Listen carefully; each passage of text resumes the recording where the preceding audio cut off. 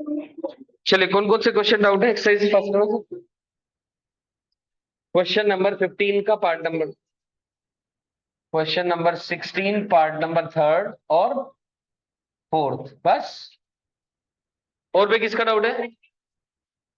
21 और 22, बस, that's it. हाँ जी, इधर से किसी का डाउट नहीं है? हो गए सारे? चलिए,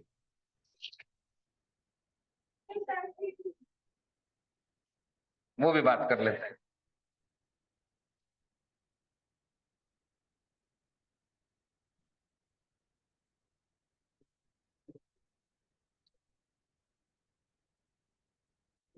question number 16 part number 2, part number 3, 16 का पार्ट नंबर 3 लिखा हुआ है। एफ एक्स जो है is equal to under root of 1 plus K X minus under the root of 1 minus K X whole divided by X. कब? जब x greater than equal to -1 है और लेस देन 0 है। और एट x इक्वल टू 0 क्या लिखा हुआ है ये?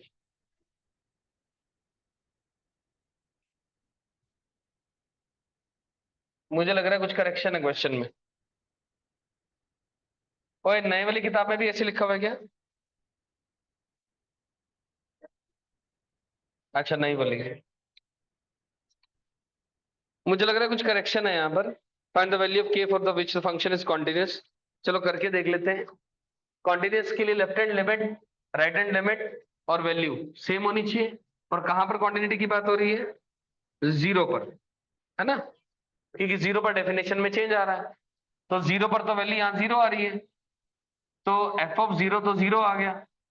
एलएचएल की बात करेंगे तो एक्स को 0 पुट कर दो। ये क्वेश्चन नहीं हो सकता, कुछ गड़बड़ है क्वेश्चन में। क्योंकि तो रैशनलाइज करेंगे कि यहाँ तो साफ साफ पता लग रहा है 0 पर वैल्यू कितनी आ रही है? 1/-2, यानी -1/2। ये दोनों तो बराबर हो ही नहीं सकते, कि ये निकाल ही नहीं पाएंगे। ठीक है ना? हाँ भाई, हो गया, डाउट था ही नहीं है। क्या फायदा हो फिर? दे भैया। अरे x इक्वल टू 0 पर तो x दे रखी है ना वैल्यू। तो x क्या है? x क्या है? तो 0 पुट कर दो। कुछ गड़बड़ है इस क्वेश्चन में, leave that question. Fourth part पे चलते हैं। फोर्थ पार्ट बता देता हूँ, आपका डाउट है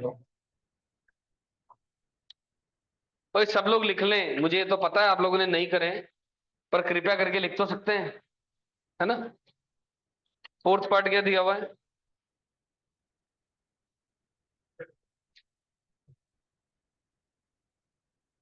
f of x is equal to √3 into sine x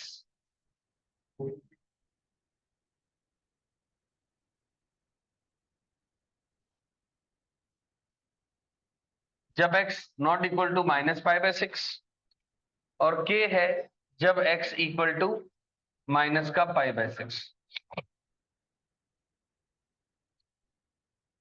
सही है?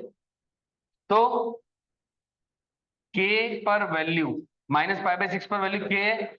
यहां पर लिमिट निकाल दो। अब लिमिट कैसे निकालोगे? देखो जरा ध्यान से। लिमिट x टेंडिंग टू -π/6, ऊपर बन रहा है a sin x plus cos bx plus b cos x वाला। तो √3 का स्क्वायर 3, 1 का स्क्वायर 1, इस √3 का स्क्वायर 3, इस 1 का स्क्वायर 1, 3 + 1 4, 4 का अंडर रूट 2, 2 से मल्टीप्लाई डिवाइड कर दो, यानी 2 times of √3/2 into sine X plus 1/2 into cos X divided by x plus π/6। अब ये देखो जरा, ये क्या लिखा हुआ? जब भी आपके पास a sin x plus b cos x नजर आ रहा हो, तो आप √a² प्लस b² से मल्टीप्लाई और डिवाइड कर देंगे। यहां पर भी √a² प्लस b² आएगा। क्या ये बात समझ में आ गई? क्लियर? तो ध्यान से देखें, साइन ए कॉस बी, ये कॉस ऑफ कितना लिखा हुआ है? π/6, यानी limit x tending to minus का π/6 sine 2 times sine of x plus pi by 6 divided by x plus pi by 6, ऐसा लिख सकता हूं sine A cos B plus cos A sine B वाले में। तो हमने पढ़ा हुआ है साइन थीटा बाय थीटा, जब थीटा 0 को टेंड कर रहा होता है तो वैल्यू 1 आती है। तो थीटा कौन है, x plus pi by 6। X किसको टेंड कर रहा है, माइनस पाई बाय 6 को। तो x अगर माइनस पाई बाय 6 पुट करेंगे तो ये 0 टेंड करेगा, ये भी सेम। तो एज अ रिजल्ट ये वैल्यू 1 हो गई, तो यानी ये वैल्यू 2 इंटू 1 2 हो गई, और 2 must be equal to the value of the function at minus pi by 6 which is 2, which is k। तो k की वैल्यू आ गई 2। समझ में आ गई बात, क्या नहीं समझ में आया, क्या नहीं, जल्दी बोलो जल्दी बोलो। अरे भाई √3 का स्क्वायर 3 होता है, 1 का स्क्वायर 1 होता है, 3 और 1 4 होता है, 4 का √2 होता है। ए कौन है, बी कौन है, 1 √3 का स्क्वायर 1 का स्क्वायर 3 और 1 का अंडर रूट।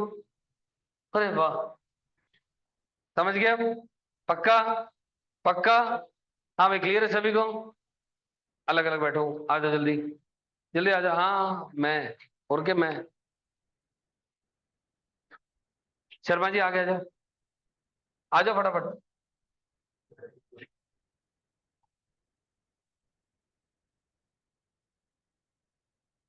आगे आगे सर, चलो ये क्लियर हो गया, लिख लिया, ग्रोवर भैया लिख लिया आपने।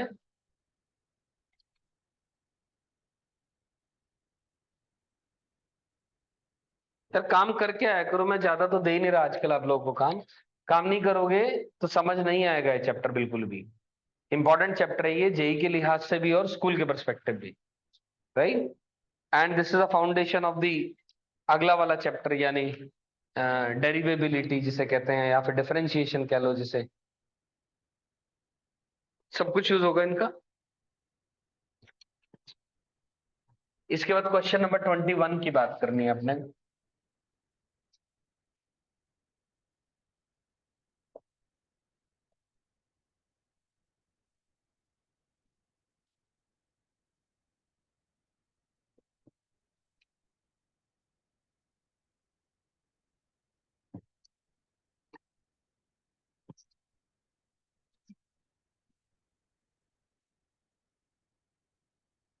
हम्म,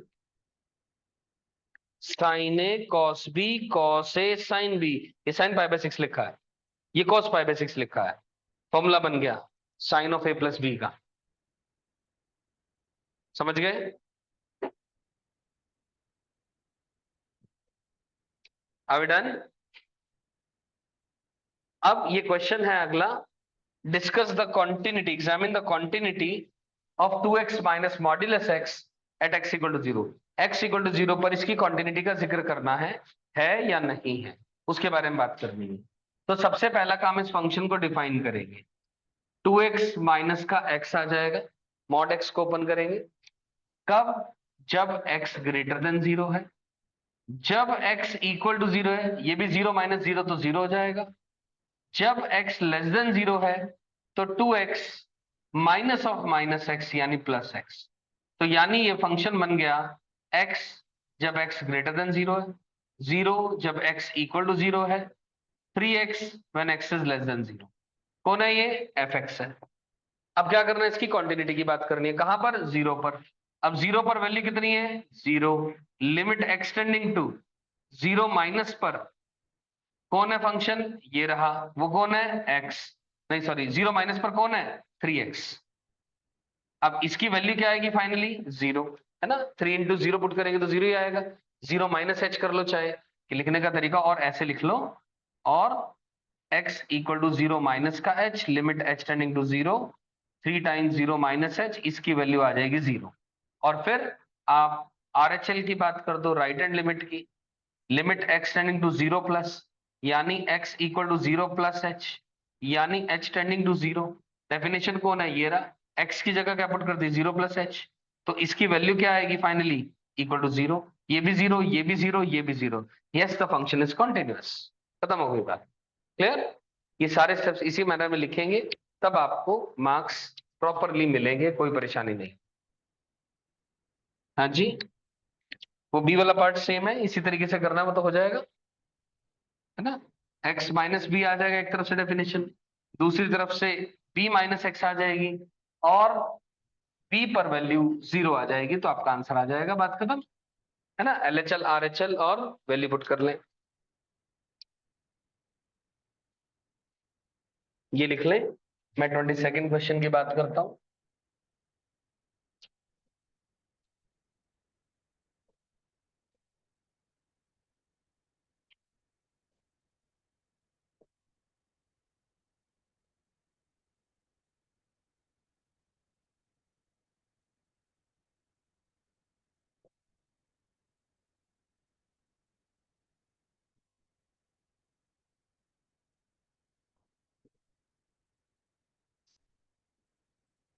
ये रहा अगला क्वेश्चन 22nd।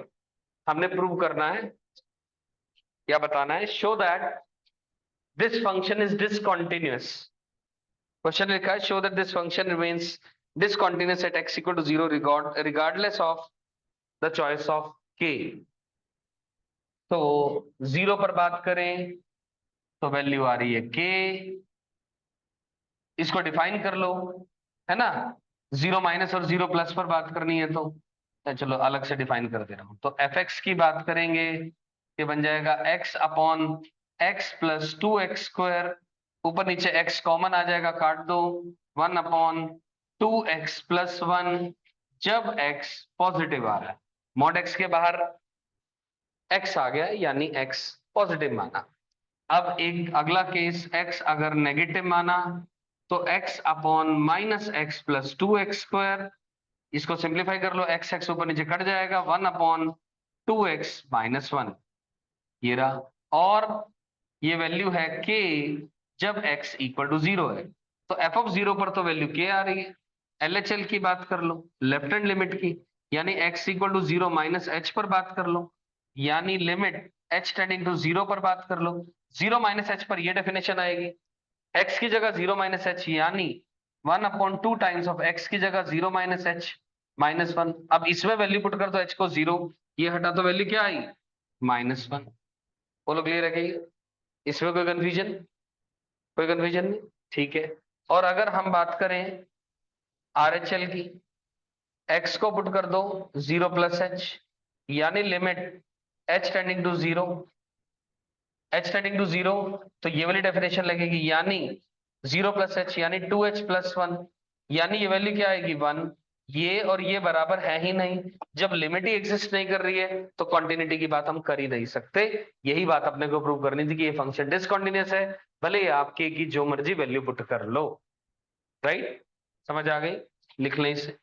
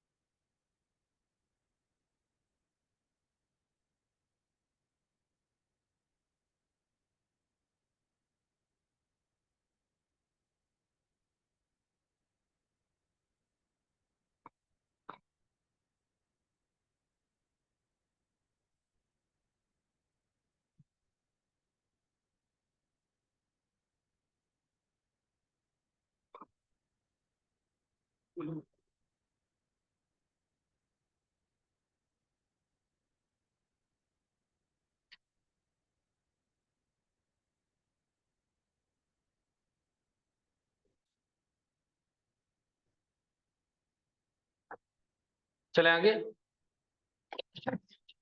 लिखो टॉपिक का नाम, कॉन्टिन्यूटी इन एन इंटरवल। ये एक्सरसाइज खत्म हो जा रही है, इसकी जो भी क्वेश्चन थे मैंने डिस्कशन करा दिया। कॉन्टिन्यूटी ऑन एन इंटरवल, अभी तक हमने बातें जहां भी करी है continuity at a particular point की बात करी है, अब बात करेंगे continuity in an interval.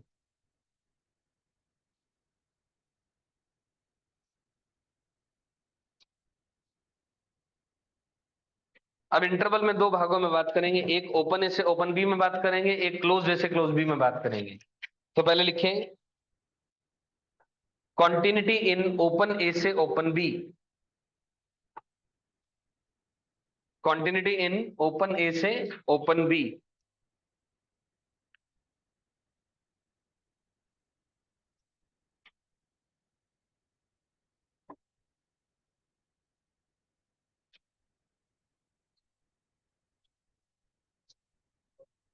Open ए से लेकर के ओपन बी में कॉन्टिन्यूटी लिखे जरा।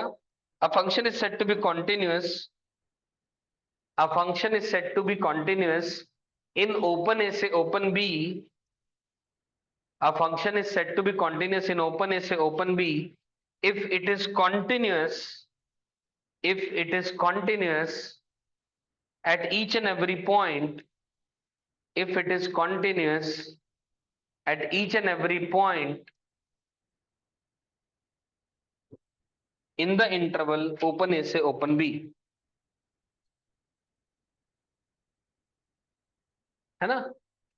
ओपन ए से ओपन बी में कॉन्टिन्यूस तब होगा जब ओपन ए से ओपन बी के बीच में लाई करने वाले हर पॉइंट पर वो कॉन्टिन्यूस होगा। ये बात अच्छे से समझने के लिए अभी एग्जांपल करेंगे तब ज्यादा समझ में आ जाएगी। अब बात करते हैं क्लोज ए से क्लोज बी में। जी, हर पॉइंट पर कॉन्टिन्यूस अगर है ओपन ए से ओपन बी में तो फंक्शन को कॉन्टिन्यूस कहा जाएगा।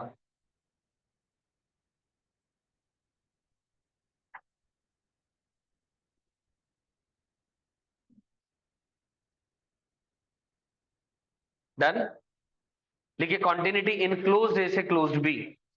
नेक्स्ट बात, कॉन्टिन्यूटी इन क्लोज्ड ए से लेकर के क्लोज्ड बी।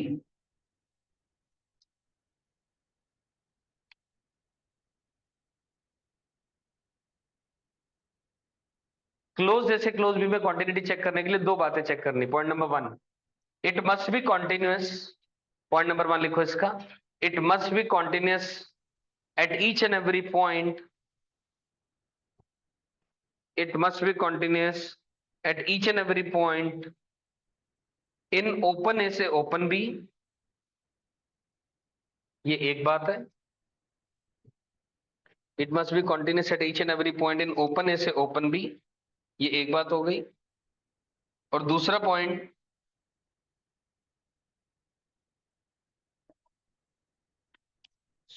यहां पे मैंने जो पॉइंट नंबर वन लिखा है पहले, कॉन्टिन्यूस इन ओपन ए से open b, end point number two, ये दोनों मिलकर के एंश्योर करेंगे कि फंक्शन कॉन्टिन्यूस है क्लोज ए से क्लोज बी में।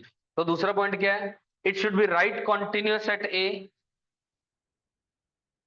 it should be right continuous at x equal to a and right continuous at x equal to a and left continuous at x equal to b, right continuous at x equal to a and left continuous at x equal to b।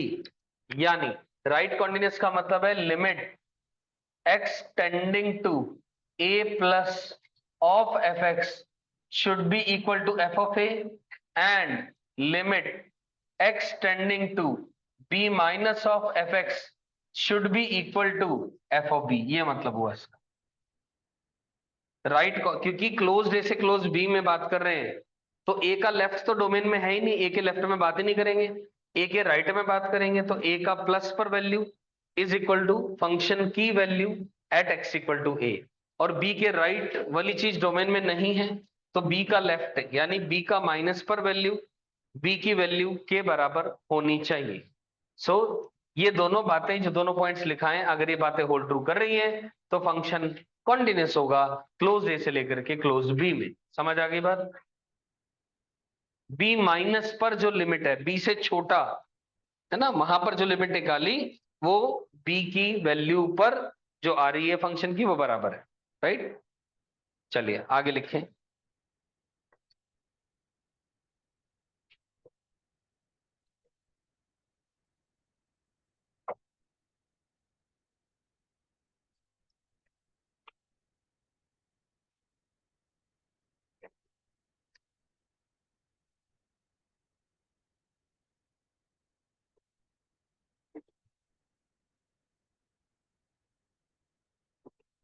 अब कुछ important points करके लिखा रहा हूं, लिखो important points. Point number 1, important points में point number 1,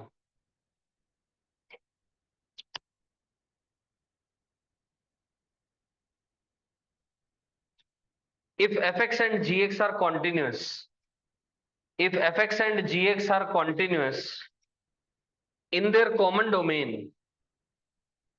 if fx and gx are continuous in their common domain, then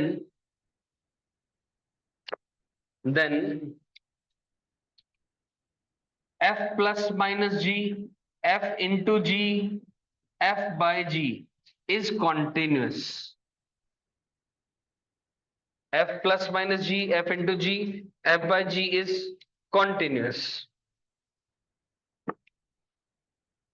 केवल बस इस केस में, केवल इस केस में जो g ऑफ x है वो 0 नहीं होना चाहिए, बस दैट्स इट, है ना। अगर वो gx 0 आ रहा है तो उस पॉइंट पर कॉन्टिन्यूटी की बात नहीं करेंगे, क्योंकि कॉन्टिन्यूटी की बात हम केवल उन पॉइंट्स पर करते हैं जो डोमेन में होंगे। जिस पॉइंट पर डिनोमिनेटर 0 आ रहा होगा वो पॉइंट तो डोमेन का हिस्सा ही नहीं है, तो वहां पर कॉन्टिन्यूटी की बात नहीं करेंगे। क्लियर होगी बात। दूसरा पॉइंट लिखें, the constant function is continuous everywhere. Point number 2 is the constant function is continuous everywhere. The constant function is continuous everywhere. Constant function मानो मतलब let us say fx equal to 2, fx equal to 2 का अगर मैं graph बनाऊंगा वो तो हमेशा ही ऐसा चल रहा है, वो तो ऑलवेज कॉन्टिन्यूअस है, तो उसकी कोई टेंशन नहीं है। ये मैंने बात आपको लिखाई है, बताई यहाँ। तीसरी बात, the identity function is continuous everywhere. The identity function is continuous everywhere. और क्या होता है identity function? fx equal to x।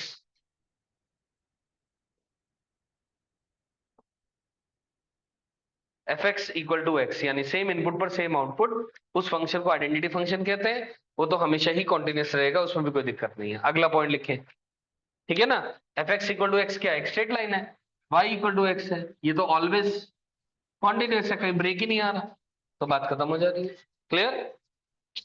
अगली बात लिखिए, every polynomial function is continuous. Every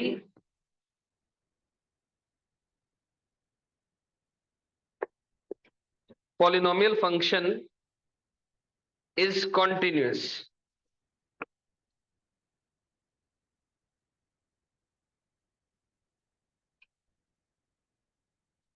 कोई भी पॉलिनोमियल फंक्शन क्या होगा? हमेशा कॉन्टिन्यूअस होगा। पॉलिनोमियल फंक्शन तो हम जानते हैं, एक्स की कोई भी पावर हो जाएगी तो वो फंक्शन एक कॉन्टिन्यूअस फंक्शन होता है, उसके बारे में अलग से अपने को लिखने की और कुछ जरूरत नहीं है, राइट। अगली बात लिखें, every rational function, every rational function is continuous in its domain.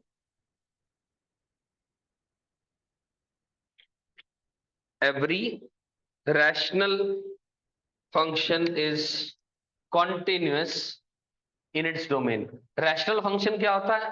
fx upon gx, लिख लो, fx upon gx is continuous.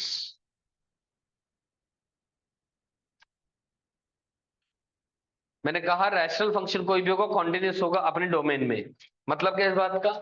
और रैशनल फंक्शन होता है fx अपॉन gx, जहां पर fx भी एक पॉलिनोमियल होता है और gx भी एक पॉलिनोमियल होता है। Polynomial by polynomial is called as a rational function. Polynomial by polynomial is called as a rational function. लिख ली बात। अब ये फंक्शन हमेशा ही कॉन्टिन्यूअस होगा, क्यों भाई? पॉलिनोमियल फंक्शन भी कॉन्टिन्यूअस होता है, ये वाला फंक्शन भी कॉन्टिन्यूअस होता है, और अभी भी हम यहाँ पढ़ चुके हैं पहले पॉइंट के अंदर में, कॉन्टिन्यूअस डिवाइडेड बाय कॉन्टिन्यूअस तो कॉन्टिन्यूअस ही होगा, बस बशर्ते डिनोमिनेटर में 0 नहीं आना चाहिए। तो जिस पॉइंट पर 0 आ रहा होगा वो तो डोमेन में है ही नहीं, तो इसका मतलब ये फंक्शन कॉन्टिन्यूअस हुआ, खत्म बात। क्योंकि वहां पर तो बात ही नहीं करते ना अपन लोग। मैंने क्या लिखा है? Every rational function is continuous in their domain. तो डोमेन की बात ही कर रहे हैं, नहीं भी लिखेंगे वर्ड इन देयर डोमेन तो भी अंडरस्टूड है, क्योंकि कॉन्टिन्यूटी की बात तो केवल डोमेन में करी जाती है, डिसकॉन्टिन्यूटी की बात जो पॉइंट डोमेन में नहीं है वहां भी कर सकते हैं, कॉन्टिन्यूटी पर तो केवल डोमेन की ही बात होती है। तो इसलिए लिखे या ना लिखे कोई फर्क नहीं पड़ता। क्लियर होगी बात? आगे लिखे।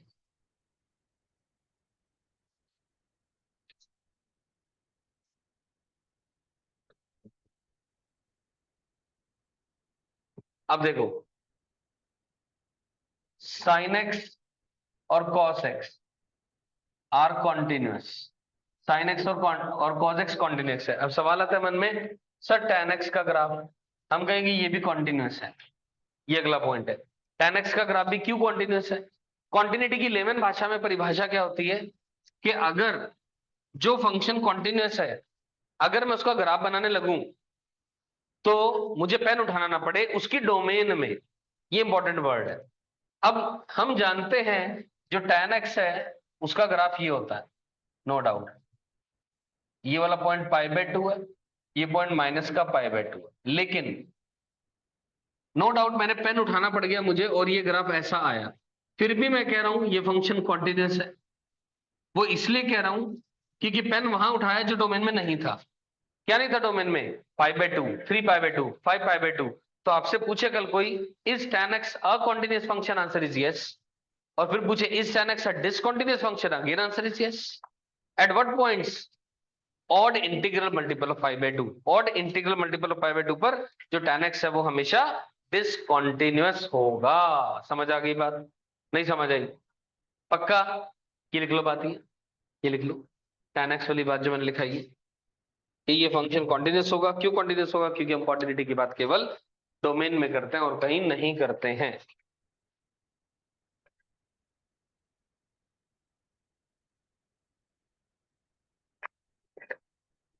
शर्मा जी लिख भी लें।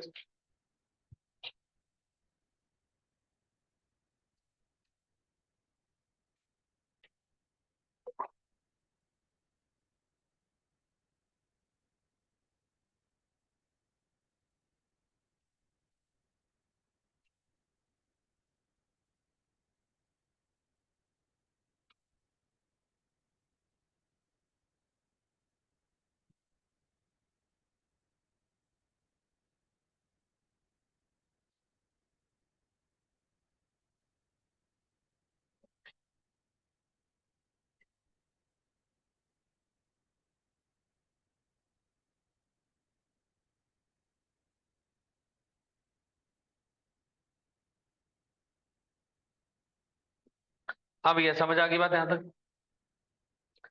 ठीक है, लिख लें बात भी।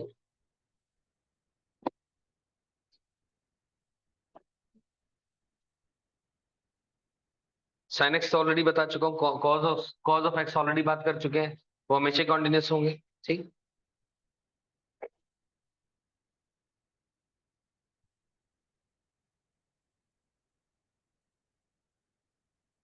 अगला पॉइंट लिख लो।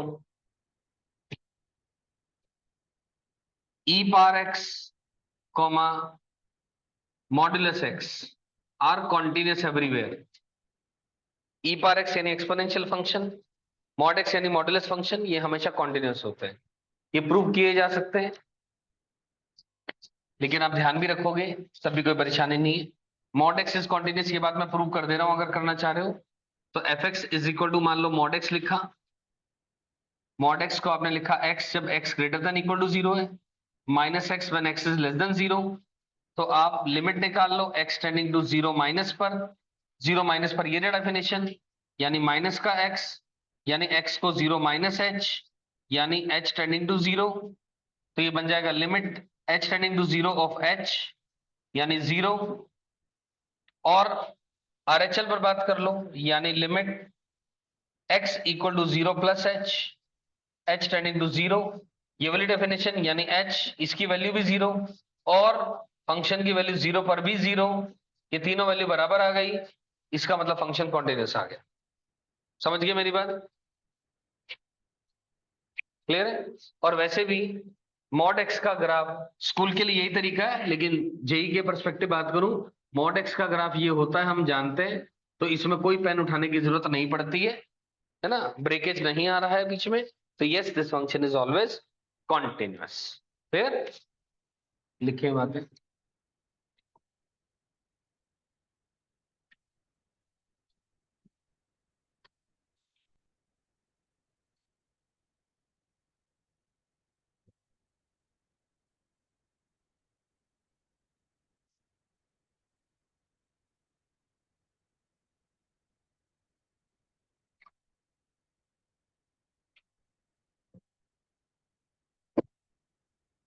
हमें डन यहाँ तक।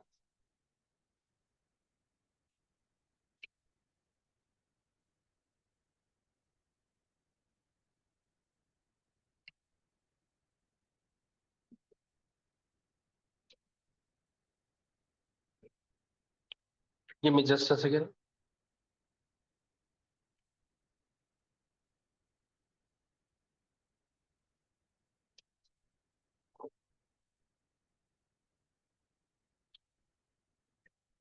चलिए क्वेश्चन करना शुरू करते हैं।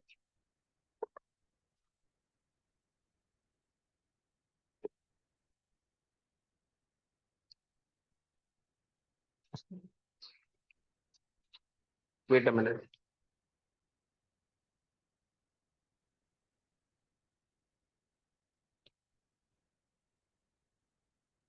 लिखो जरा पहला क्वेश्चन। तो इन थ्योरम्स का, रिजल्ट्स का और जो बातें बताई उनका यूज होगा अब चीजों के अंदर में।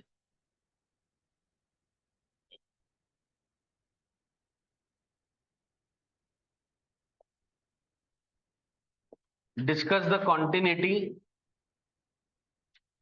Of fx is equal to x cube plus x square minus 1.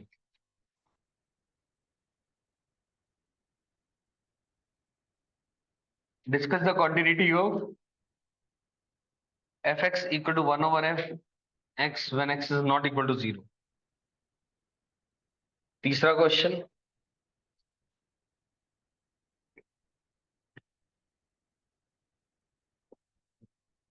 locate the points of discontinuity if any of the function fx is equal to x cube minus x square plus 2x minus 2 when x is not equal to 1 and 4 when x equal to 1. इसके बारे में बात करनी है। तो ये तीन questions हैं, एक एक करके let's talk about them.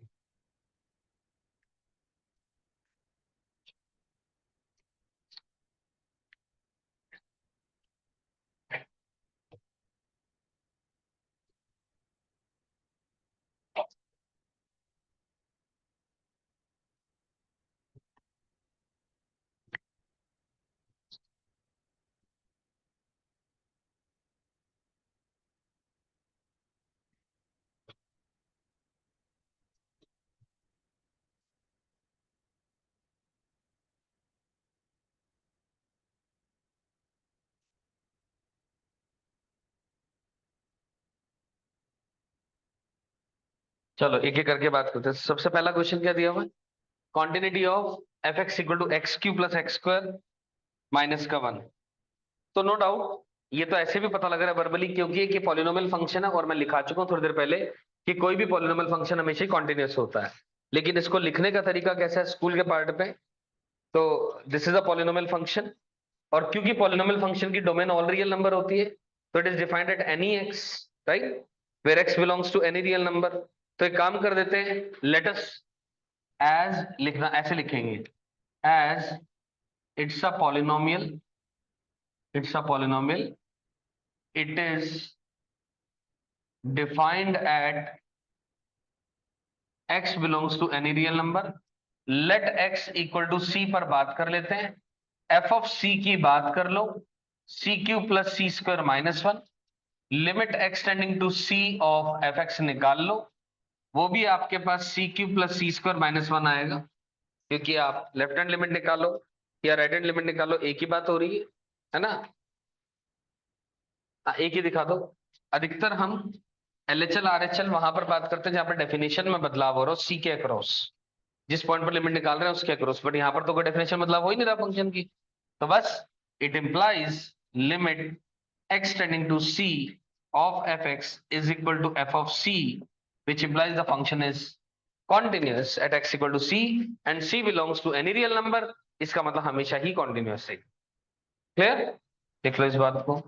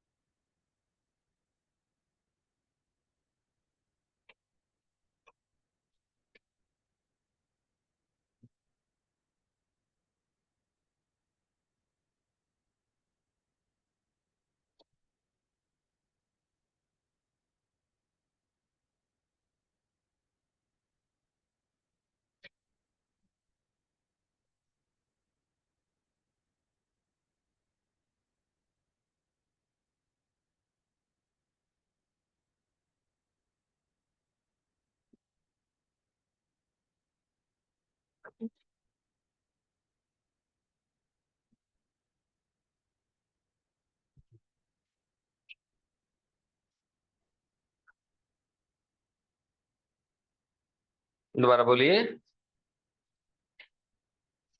Second question में देखो, मैं बता रहा हूं दोबारा, फिर दोबारा देखिए। स्कूल के लिए करने का तरीका प्रूव करने के लिए हम एक ही बात करेंगे। देखो सेकंड क्वेश्चन में हम क्या बोलेंगे, f x is equal to 1/x है, ठीक। x belongs to all real number minus 0, question में भी दे रखा है, 0 इसकी डोमेन में नहीं आ रहा, और हम वहां पर बात करते हैं क्वांटिटी की जो डोमेन में होता है। तो let us say let x equal to c पर बात कर लेते हैं। Let x equal to c, तो f ऑफ c निकाल लो। f ऑफ c निकालोगे 1/c आएगा।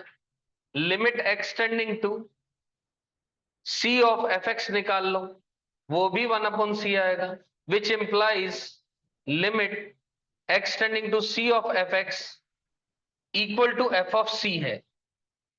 बात खत्म हो जाती है। It implies the function is continuous at x equal to c and c belongs to real number, so the function is continuous at all real number minus 0, है ना। 0 पर तो बात ही नहीं करेंगे, 0 डोमेन में नहीं है, तो एल सपाट हर जगह पर वो कॉन्टिन्यूस आ गया। रैशनल फंक्शन भी है, ऐसे बोल सकते हो, उस तरीके से भी कर सकते हो, तब भी कोई परेशानी नहीं है।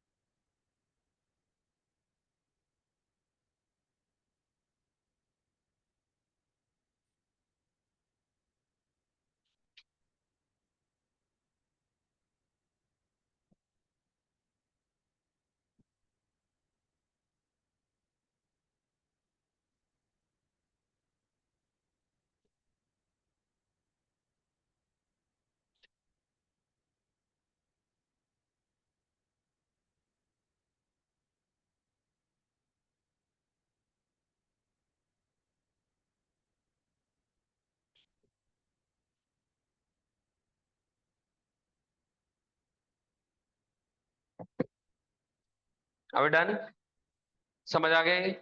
अगले पार्ट पे चल लेते हैं, जो तीसरा क्वेश्चन है। इस चैप्टर की थ्योरी आपकी खत्म हो चुकी है क्वांटिटी की, और कोई थ्योरी नहीं है। नेक्स्ट क्लास में हम लोग डेरिवेबिलिटी शुरू कर लेंगे, या इसके क्वेश्चंस करेंगे, खैर अभी फिर डेरिवेबिलिटी पे आएंगे, है ना। तो टारगेट यही है, कॉन्टिन्यूटी भी हो जाएगा, कॉन्टिन्यूटी और डेरिवेबिलिटी और एओडी का थोड़ा सा पार्ट आपको शुरू करा दूंगा मैं वेकेशन से पहले आपका, और वो बिल्कुल सही है, बिल्कुल परफेक्ट सिस्टम चलेगा, उससे कोई दिक्कत नहीं है। एनीवेज पॉइंट्स ऑफ डिसकंटिन्यूटी अपने को बताने हैं इसमें। ये x नॉट इक्वल टू 1 पर ये डेफिनेशन है, x इक्वल टू 1 पर ये डेफिनेशन है। तो क्या करेंगे हम लोग अब? हाँ अभी सुनो मेरी बात। इसके अंदर में स्कूल पार्ट को करने के लिए, कैटर करने के लिए, देखो जरा,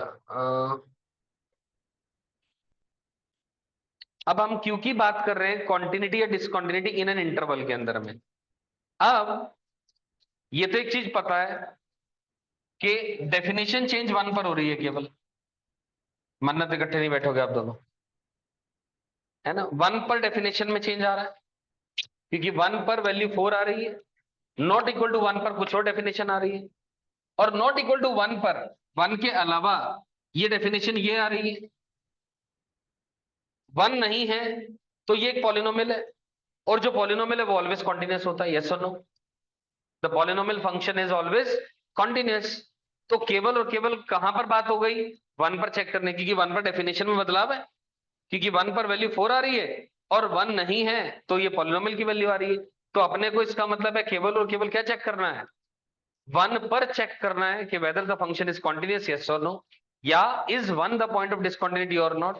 ऐसे पॉइंट को कहते हैं पॉइंट ऑफ सस्पिशियस नेचर, है ना। द पॉइंट जहां पर हमें शक है कि यहां पर डेफिनेशन चेंज हो रही है, तो यहां पर हो सकता है वो कॉन्टिन्यूस हो सकता है वो डिसकॉन्टिन्यूस हो। तो checking at x equal to 1, check at x equal to 1, f of 1 equal to 4, limit निकालो x टेंडिंग टू 1 के माइनस पर। ये LHL की बात हो रही है, LHL की बात हो रही है, यानी x इक्वल टू 1 माइनस का h, यानी h टेंडिंग टू 0, यानी x को 1 माइनस h पुट कर दो, 1 माइनस का h का whole cube minus of 1 minus h का होल स्क्वायर प्लस का 2 टाइम्स ऑफ 1 माइनस का h माइनस का 2। अब h tending to 0 value put कर दो, कितना बन जाएगा, 1 माइनस 1 प्लस 2 माइनस 2, कटा कटा कटा कटा सब 0 आ गया। सही है क्या बात यहाँ तक, है ना। और 1 के प्लस में भी चेक कर दो ऐसे ही, 1 के प्लस में भी चेक कर दो, यानी RHL की बात कर लें, RHL की बात कर लें, यानी x equal to 1 plus h की बात कर लें, यानी लिमिट h टेंडिंग टू 0 पर बात कर लें, x को 1 प्लस h पुट कर दो, यानी 1 प्लस h का whole cube minus of 1 minus h, 1 plus h का whole square 2 times of 1 plus h, ये लिखना पड़ेगा सारा, है ना। 1 प्लस h माइनस का 2, सिंप्लीफाई करोगे h को 0 पुट कर दोगे, फिर दोबारा वही वही बात जो ऊपर आ रखी थी, ये सब कट रहे हैं, वैल्यू 0 आ रही है।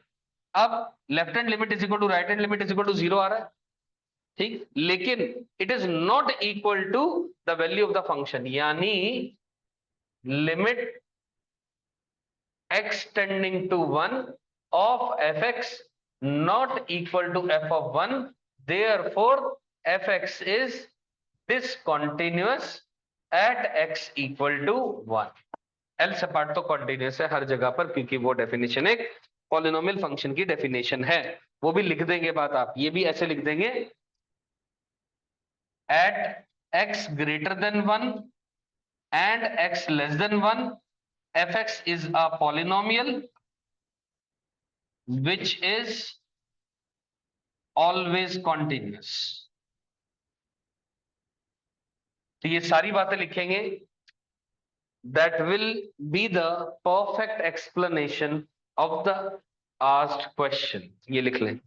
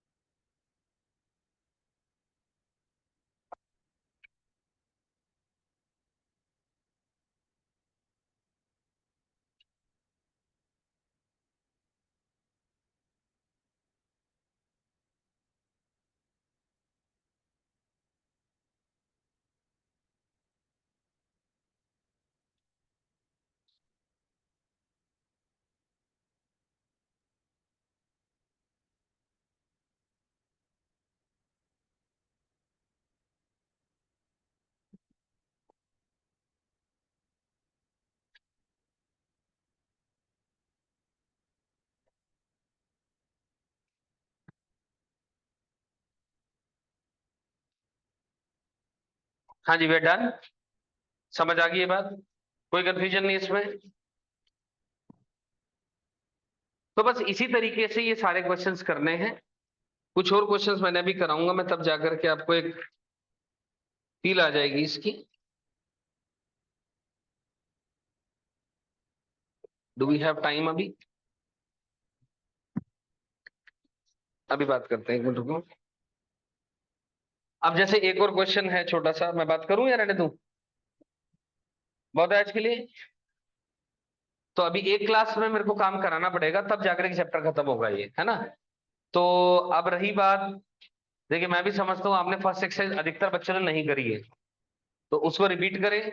और जो सॉल्व एग्जाम्पल्स हैं इस एक्सरसाइज के, जो सेकंड एक्सरसाइज के, कोशिश करें इनको, इनके ऊपर काम करें, ठीक है ना? That is the only homework कि इसको पूरे को रिवाइज करें आज के लिए। अब रही बात टेस्ट की, सब्जेक्टिव ले लें मैट्रिसेस का। बहुत हो गया मैट्रिसेस के। डिटर्मिनेंट्स ले, या डिटर्मिनेंट्स में ना ज्यादा है ही नहीं एक्चुअली। एक्चुअली डिटर्मिनेंट्स में कुछ भी नहीं है बहुत ज्यादा। टेस्ट ही मत लो। बहुत बढ़िया। डिफिकल्ट टेस्ट ले लें। एक्चुअली क्या, मैट्रिसेस और डिटरमिनेंट दोनों में डिफिकल्टी बहुत ज्यादा ना स्कूल लेवल के पर्सपेक्टिव नहीं बनाई जा सके, है ही नहीं। है ही बहुत आसान चैप्टर, उसका कोई इलाज ही नहीं है मेरे पास। तो या तो कॉन्टिन्यूटी अभी ले नहीं सकते, कॉन्टिन्यूटी तो अभी हम कर ही रहे हैं। तो एक काम करते हैं, मैं सब्जेक्टिव ना बहुत लंबा टेस्ट नहीं बनाता हूं, मैट्रिसेस एंड डिटर्मिनेंट का ठीक ठाक से क्वेश्चन ढूंढ ढांड करके एक ठीक ठाक सा पेपर बना देता हूँ। सब्जेक्टिव ज्यादा लंबा नहीं बनाऊंगा, 5 7 10 क्वेश्चन, 7 8 क्वेश्चन का टेस्ट बना देता हूँ मैं, ठीक है ना? नहीं नहीं, वो अंडर 1 आवर वो हो जाएगा इजीली, इस तरीके का पेपर बना लेते हैं। ठीक है, और आज क्या बार हो गया, वेंसडे? ट्यूसडे, अच्छा।